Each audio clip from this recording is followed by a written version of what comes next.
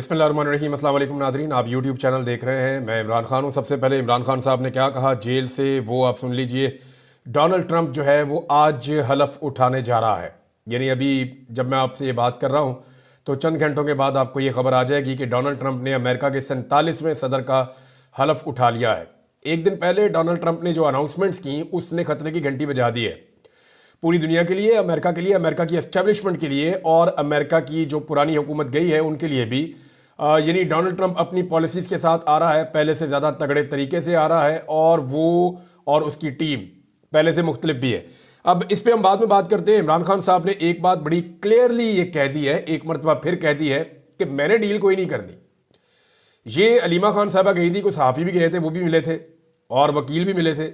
इमरान खान साहब का आज केस एक और लगा हुआ था अदालत के अंदर, तो वहाँ इमरान खान साहब को मौका मिला बात करने का। तो अलीमा खान ने बाहर आकर बताया कि इमरान खान कह रहे हैं कि मुझे सज़ा इसलिए सुनाई गई कि मैं कोई डील कर लूँ।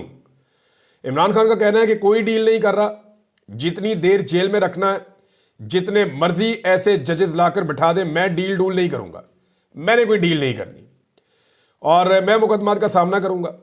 मुझे सज़ा इसलिए सुनाई गई है कि कोई डील कर लूँ। इस फैसले का मुज़ाकराती कमेटी से कोई ताल्लुक नहीं है। यानी इमरान खान साहब मुज़ाकरात के हामी हैं। आज पॉलिटिकल आदमी है ना, तो वो हमेशा से और हमेशा ये रहेगा कि वो टेबल टॉक का हामी रहे और इमरान खान साहब भी ऐसे ही हैं। लेकिन साथ ही साथ वो डील नहीं करना चाहते। इमरान खान साहब रास्ता दे सकते हैं, मुज़ाकरात कर सकते हैं, डील नहीं कर सकते। इमरान खान साहब ये जानते हैं कि मैंने डील की तो मेरा हशर वही होगा जो नवाज शरीफ का हशर हो गया इस पाकिस्तान के अंदर। बेड़ा गर्क होगा नवाज शरीफ का, अपनी भी दोनों सीटें हार गया और कुछ पल्ले भी नहीं रहा। हालांकि इमरान खान साहब ने इस मुल्क में रिकॉर्ड लगाया हुआ है, 5 सीटों से इलेक्शन लड़ा और 5 जीत गए। उसके बाद दोबारा ज़िमनी इलेक्शन हुए, जितने सीटें लड़ी वो 1-2 छोड़ दी, पता नहीं वहाँ क्या हुआ था। लेकिन मुझे यहाँ तक याद है कि इमरान खान साहब अब तक की तारीख में सबसे ज़्यादा इलेक्शन जीतने वाले मेंबर कौमी असम्बली बने हैं। बहरहाल अलीमा खान साहबा ने मजीद बताया कि इमरान खान चाहते थे कि ये केस हाई कोर्ट में जाए और अब ये केस हाई कोर्ट में जाएगा।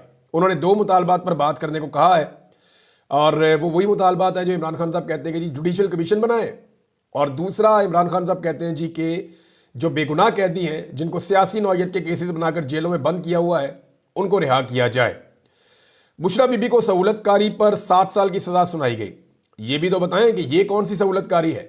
इस केस में जरदारी और नवाज शरीफ नहीं है, लेकिन बानी पीटीआई और बुशरा बीबी को सज़ा दे दी गई है। नाज़रीन, आपको पता है कि लाहौर में 200 कनाल का एक बिलावल हाउस है, उसके बड़े चर्चे और बड़ा रोला पड़ा हुआ है और ये बैरिया टाउन के अंदर है।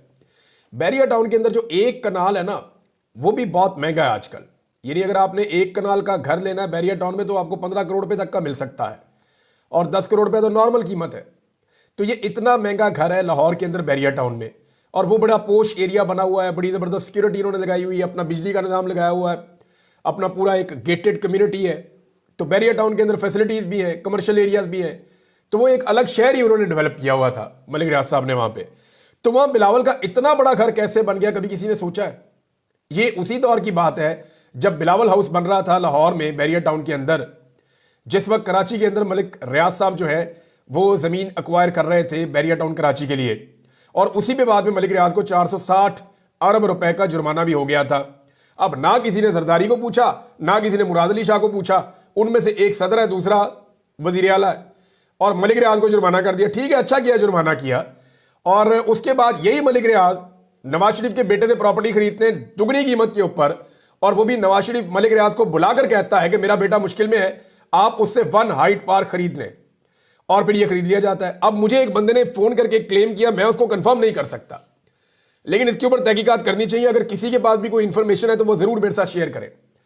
मैं मलिक रियाज साहब के जो सोर्सेज हैं, अगर वो भी ये बताना चाहते हैं तो मुझे जरूर बताएं। मेरी इंफॉर्मेशन जो मुझे एक बंदे ने बात बताई है, अभी उसके ऊपर तहकीकात होना बाकी है, लेकिन क्लेम एक बंदे ने मुझे ये किया कि ये जो नवाज शरीफ के बेटे को दुगना पैसा दिया गया बरतानिया में मलिक रियाज के बेटे की कंपनी की जानिब से, ये इसमें मनी लॉन्ड्रिंग का वो पैसा शामिल था जो यहां पे मलिक रियाज को दिया गया नवाज शरीफ की जानिब से, जो लूटमार का पैसा था।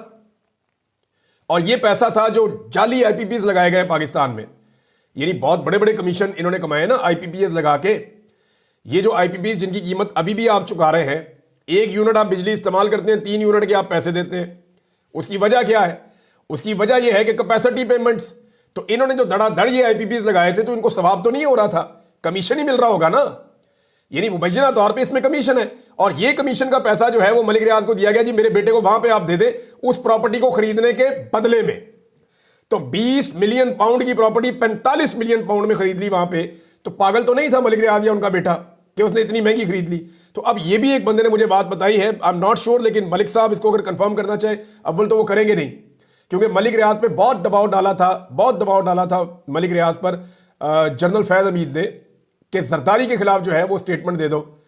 तो मलिक रियाज ने नहीं दिया स्टेटमेंट। मलिक रियाज ने यहां तक कहा था मैंने गोली मार दो, मैंने नहीं ये बयान देना जरदारी के खिलाफ। फिर मलिक रियाज को नवाज शरीफ के खिलाफ भी इस्तेमाल करने की कोशिश की गई, जो कुछ भी मलिक रियाज ने नवाज शरीफ के साथ मिलकर किया, और फाइनली जो है वो इमरान खान के मामले में तो था ही कुछ नहीं, तो यहां पे भी बहुत दबाव डाला गया। लेकिन मलिक रियाज ने आज तक किसी का पोल नहीं खोला। अगर मलिक रियाज ने मुंह खोला ना तो पाकिस्तान में एस्टेब्लिशमेंट और सियासी जमातें, बहुत सारे लोग मुंह दिखाने के काबिल भी नहीं रहेंगे। बहरहाल ये मामला जो है वो यहां तक है। इसके बाद अलीमा खान ने मजीद कहा कि हाई कोर्ट में जाकर ये सारा केस मजीद खुलेगा और ये सारे नाम आपसे सुनेंगे। नासिर जावेद राना पर सुप्रीम कोर्ट ने भी एतराज उठाए थे। इस किस्म के जजेस आप हाई कोर्ट में भर्ती करने की कोशिश कर रहे हैं जो चोरी, डाका और मैंडेट चोर को तहफ़्फ़ुज़ दें। अच्छा नाज़रीन, इस पर एक बात आप और याद रखें कि इस्लामाबाद हाई कोर्ट में मैंने आपको बहुत पहले खबर दी थी, आज से कोई तकरीबन 1.5 माह पहले खबर दी थी मैंने आपको, 1.5 या 2 माह हो गए। मैंने आपको बताया था, वो क्लिप भी निकाल के आप सुन सकते हैं। लगभग 2 माह पहले मैंने बताया था कि इमरान खान साहब को तब तक सजा नहीं दी जाएगी जब तक कि इस्लामाबाद हाई कोर्ट में नए जजेस नहीं आ जाते, और जब मर्जी के नए जजेस इस्लामाबाद हाई कोर्ट में आ जाएंगे तब इमरान खान साहब को अलकादर यूनिवर्सिटी केस में सजा दी जाएगी, ताकि जब वो अपील के अंदर जाएं इस्लामाबाद हाई कोर्ट में तो अपने मर्जी के जजेस के पास वो अपील लगाई जाए और इमरान खान साहब की सजा को मजीद लंबा किया जा सके या उन्हें जेल में रखा जा सके। अब वो खेल खेल दिया गया। 2 नए जजेस जो हैं वो शामिल हो गए हैं इस्लामाबाद हाई कोर्ट में।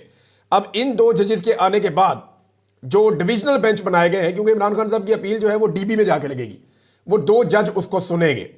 नॉर्मली इमरान खान साहब की अपीलें जो जाती हैं या बुशरा बीबी की जो अपीलें जाती हैं वो chief justice Islamabad high court Aamir Farooq साहब अपने पास लगवा लेते हैं। और आमिर फारूक साहब के मामले में पाकिस्तान तहरीक इंसाफ और इमरान खान साहब बार बार ये कह चुके हैं कि वो हमारे मामले में बाइस्ड हैं, वो हमारे मुकदमात ना सुना करें। लेकिन इसके बावजूद आमिर फारूक साहब अपनी ही अदालत में इमरान खान साहब के मुकदमात लगाते हैं।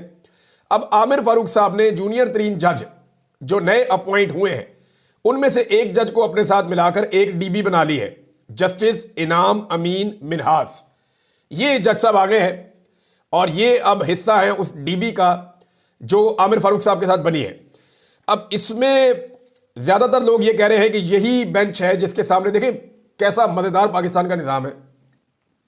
आप कभी भी ये नहीं बता सकते थे केस फाइल करने से पहले कि ये किस जज के पास लगेगा।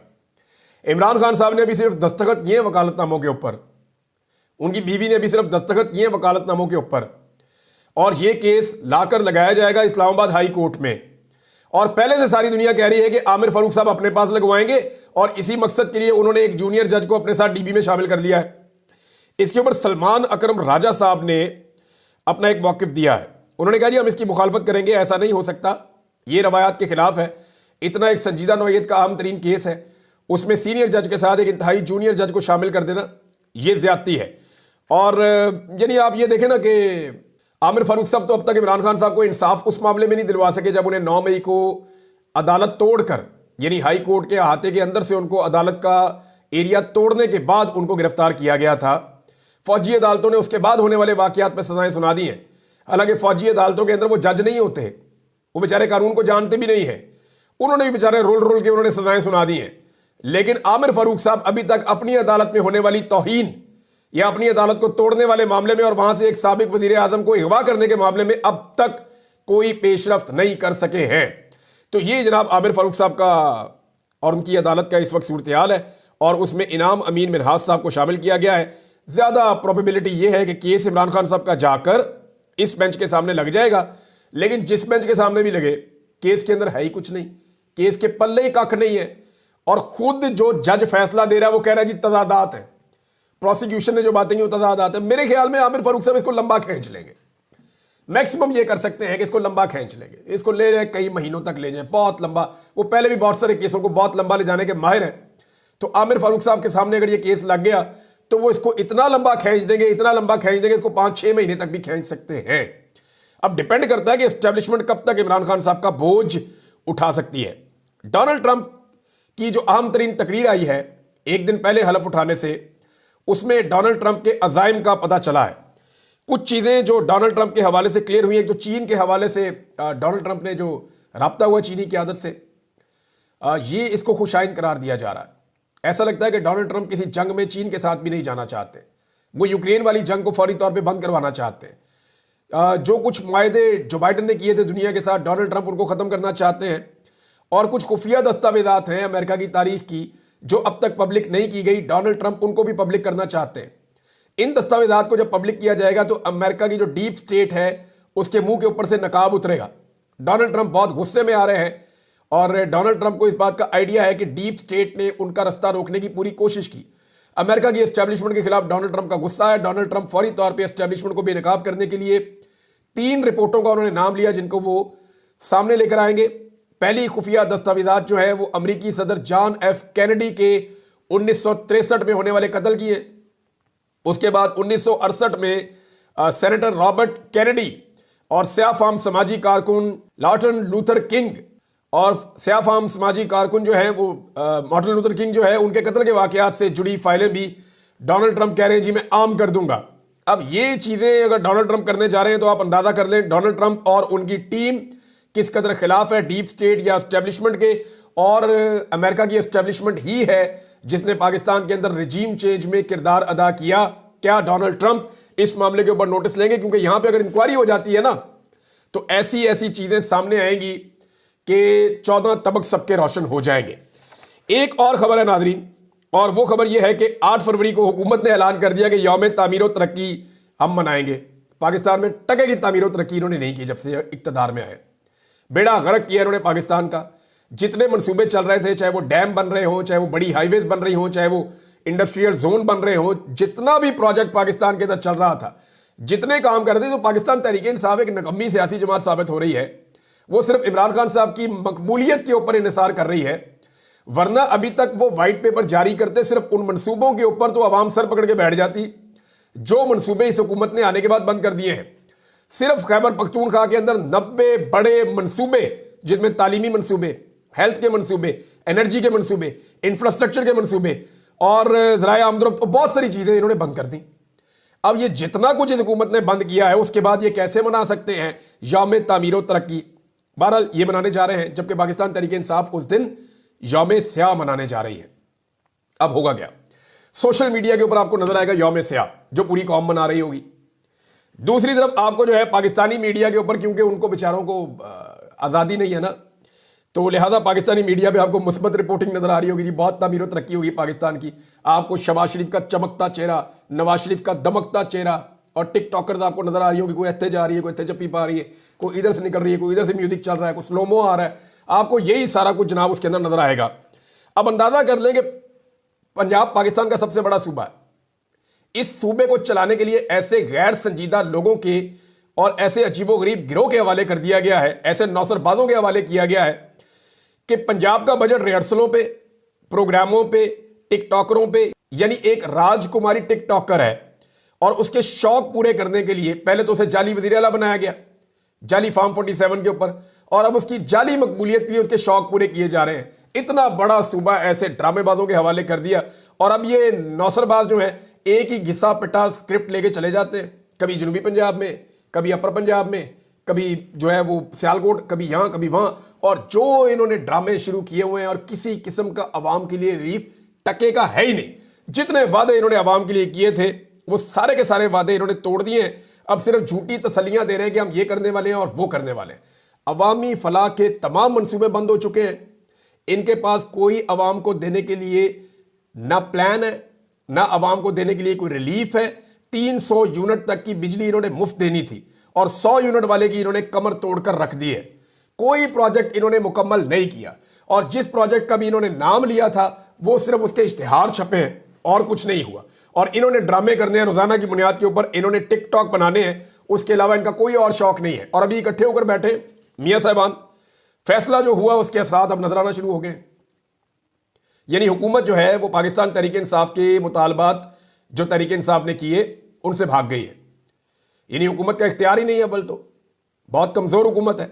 अब अगर एस्टेब्लिशमेंट ने हुकूमत के सर में डंडा ना मारा कि भाई इनके मुतालबात मानो, तो फिर ये मुतालबात तो हुकूमत भाग गई, क्योंकि नवाज शरीफ ने साफ कह दिया है अपने लोगों को कि मैं पहले ही अपने पाँव पे कुल्हाड़ा मार चुका हूं, बेड़ा गर्क तो पहले ही हो गया है। अब अगर पाकिस्तान तहरीक इंसाफ की बातें मानी तो ये आपको ट्रैप कर रहा है इमरान खान, जेल से बैठ के आप लोगों के पल्ले कख नहीं बचेगा।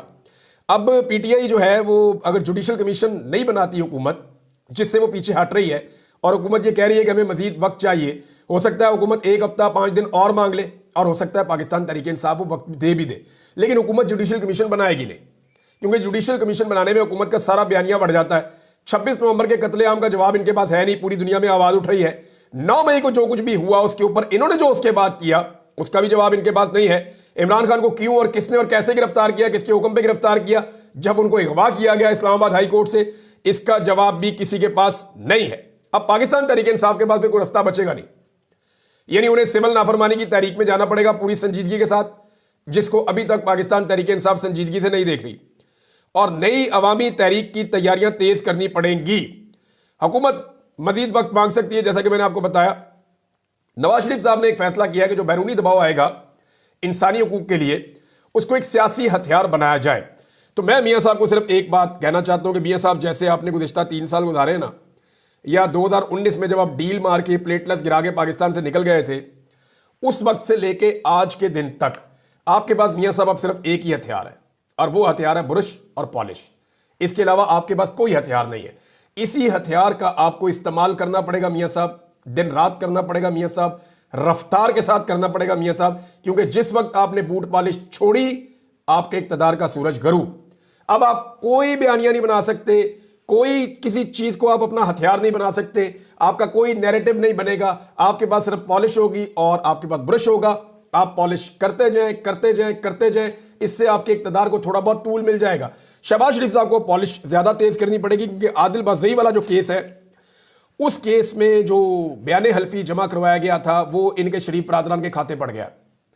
वहां पे अदालत ने फौरी तौर पे हुक्मनामा जारी किया, वहां पे इलेक्शन कमीशन की बड़ी सुबकी भी हुई है, और सुप्रीम कोर्ट ऑफ पाकिस्तान ने क्लियरली कहा, मंसूर दी शाह साहब की अदालत थी, आयशा मलिक साहबा थी, उन्होंने कहा जी ये क्या है, और ये तो जानिबदारी है, और संजीदा सवालात खड़े कर दिए सुप्रीम कोर्ट ऑफ पाकिस्तान ने इलेक्शन कमीशन ऑफ पाकिस्तान के कंडक्ट के ऊपर और उनकी जानिबदारी के ऊपर। और साथ ही साथ ये भी हुक्म दिया है कि फौरी तौर पे जो बयान हल्फी वाला मामला है, इसके ऊपर फैसला किया जाए लोअर कोर्ट को। मामला क्या है कि आदिल बाज़ई ने केस कर दिया है नून लीगी की आदत के ऊपर कि इन्होंने मेरा जाली बयान हल्फी इस्तेमाल किया है। और जाली बयान हल्फी का मतलब आप समझते हैं, शहबाज शरीफ साहब नाइल भी हो सकते हैं, नवाज शरीफ साहब नाइल भी हो सकते हैं। तो ये इनके सर पे दोबारा एक तलवार लटक रही है और सुप्रीम कोर्ट ऑफ पाकिस्तान से लटक रही है। आदिल बाज़ई जिसको ये सारे फंसा रहे थे, अब ये सारे उसके हाथ में आकर फंस गए हैं। नाज़रीन, एक और चीज, जस्टिस मंसूर दी शाह साहब की अदालत में एक केस लगा हुआ था। ये एक 3 रुकनी बेंच था जिसने इस केस को सुनना था। मैं सिंप्लीफाई आपको कर दूं कि जो टेक्निकल चीजें हैं वो सारी जो कोर्ट रिपोर्टर हैं वो आपको बता रहे हैं, वहां से बहुत सारे वीलॉग्स और इन्फॉर्मेशन आ रही है, आपको मिल भी जाएंगी, लेकिन मैं आसान करके आपको बताता हूं। सुप्रीम कोर्ट में एक केस आया हुआ था जिसके अंदर एक मखसूस शिक है आइन की, उसकी तशरीह की बात की जा रही थी। अच्छा, इस शिक के साथ एक चीज तय हो जानी थी। मामला यह तय हो जाना था कि आईनी बेंच के इख्तियारात या आईनी बेंच जो है उसकी हैसियत क्या है, यानी जो मामला है वो दूसरे बेंचेस में जा सकते हैं या नहीं जा सकते। अब यह मामला वंस फॉर ऑल सेटल होने जा रहा था। अब अगर यह मामला वो 3 रुकनी बेंच सेटल कर देता तो इसके नतीजे में आईनी बेंच का जो गैर कानूनी या मनमाना इस्तेमाल है वो इस्तेमाल बंद हो सकता था, हुकूमत के लिए एक बंद बन सकता था हुकूमत के अज़ाइम के सामने जो वो 2 नंबरी करते हैं अदालत को कंट्रोल करने के लिए। तो फौरी तौर पे जनाब ये अब बेंच ने कहा हुआ था कि पीर वाले दिन केस लगेगा, लेकिन कॉल लिस्ट जारी नहीं हुई। ये ऐसा कभी नहीं हुआ तारीख में। एक बेंच बैठा हुआ है 3 जजेस का। जस्टिस आयशा मलिक साहबा ने कहा ये कैसे हो सकता है कि 3 जजेस के मुकाबले में एक शख्स का दिमाग ज्यादा बेहतर काम कर रहा हो, चीफ जस्टिस का। यानी अब हुआ यह है कि ये जो बेंच 3 रुकनी बेंच था, इसने पीर वाले दिन 1 बजे केस लगना था, बाकायदा हुक्म जारी कर दिया गया था, लेकिन सुप्रीम कोर्ट ऑफ पाकिस्तान के हुक्म की खिलाफ वर्जी की गई एक इंतजामी ऑर्डर के जरिए से। सुप्रीम कोर्ट के ऑर्डर की खिलाफ वर्जी नहीं हो सकती, कोई इंतजामी ऑर्डर नहीं कर सकता। लेकिन जस्टिस याया अफरीदी ने खामोशी के साथ जस्टिस अमीनुद्दीन उनके साथ बैठे और जस्टिस मंसूर दी शाह साहब को आगाही नहीं किया, क्योंकि कमेटी के तीसरे मेंबर जस्टिस मंसूर दी शाह साहब हैं। जस्टिस मंसूर दी शाह को आगाही नहीं किया और दोनों ने बैठकर यह फैसला किया कि यह वाला जो केस है आईनी बेंच के हवाले से जो मामला तय होना है इसको आईनी बेंच में ही मुंतकिल कर दिया जाए। अब आप अंदाजा करें कि जिसके बारे में मामला तय हो रहा है वही अपना मामला तय करेगा। यह इंसाफ का कत्ल नहीं है तो और क्या है। सारे के सारे वकला तंजीमें, सारे के सारे सीनियर वकला, सारे के सारे कोर्ट रिपोर्टर्स, सीनियर जर्नलिस्ट और जितने भी कानून को जानने वाले लोग हैं वो तमाम सर पकड़ के बैठे हैं कि सुप्रीम कोर्ट ऑफ पाकिस्तान में यह हो क्या रहा है। अदालत को मजाक बना दिया गया है। मुतीउल्लाह जान साहब इसमें लिखते हैं कि चीफ जस्टिस याया अफरीदी और आईनी बेंच के सरबराह जस्टिस अमीनुद्दीन ने कमेटी के रुकन जस्टिस मंसूर अली शाह को मुतला किए बगैर ही प्रैक्टिस एंड प्रोसीजर कमेटी का इजलास तलब करके सुप्रीम कोर्ट के हुक्म के खिलाफ आज वो बेंच तश्कील नहीं दिया जिसमें आईनी बेंच और रेगुलर बेंच के बीच इख्तियार समाज से मुतालिक बहस होना थी कि जनाब जो आम बेंचेज हैं उनके इख्तियारात क्या है और आईनी बेंच उनका इख्तियार क्या है। इसके ऊपर यह केस चल रहा था। अब इस केस को जानबूझकर नहीं चलने दिया गया और उसको वहां रेफर किया जा रहा है जो अदालत ही मुतनाज़े है। अब अंदाजा कर लें कि इस वक्त काजी फायद ईसा के जाने के बाद हमें ऐसा लगता था कि सुप्रीम कोर्ट ऑफ पाकिस्तान का माहौल बदलेगा, लेकिन सुप्रीम कोर्ट ऑफ पाकिस्तान का माहौल बिल्कुल वैसा ही है। सुप्रीम कोर्ट ऑफ पाकिस्तान एक चीज का ऑर्डर देती है, लेकिन क्योंकि वो ऑर्डर मौजूदा हुक्मरानों को और एस्टेब्लिशमेंट को सूट नहीं करता तो वहां सुप्रीम कोर्ट के अंदर बैठे हुए जज साहिबान उस ऑर्डर को उड़ा देते हैं, यानी उसकी खिलाफ वर्जी कर देते हैं। अब ये एक अजीबोगरीब सिचुएशन बन गई है सुप्रीम कोर्ट में और ये मामला यहां रुकेगा नहीं, ये मामला भी आगे चलेगा। वो लोग जो 26वीं आईनी तरमीम पे भी खामोश थे वो भी अब चिल्ला उठे हैं कि अदालत की तौकीर खत्म हो गई है और ये अदालत को एक सर्कस में कन्वर्ट किया जा रहा है। अब तक के लिए इतना ही। अपना ख्याल रखिएगा, अपने चैनल का भी। अल्लाह हाफ़िज़।